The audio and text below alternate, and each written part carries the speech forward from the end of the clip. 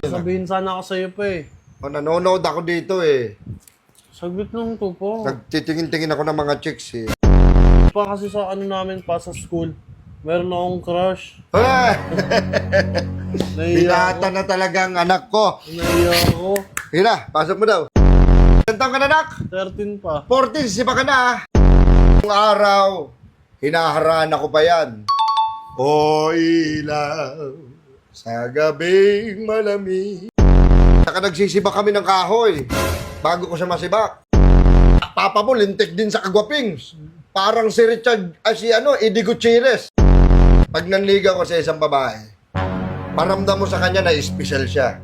Sulatan mo siya, tapos ipadala mo sa kalapate. Wala, nahulog ang bida. Akala na wing saint. Na wing saint. Kung mahal mo ang isang babae, ipakita mo ang t mo.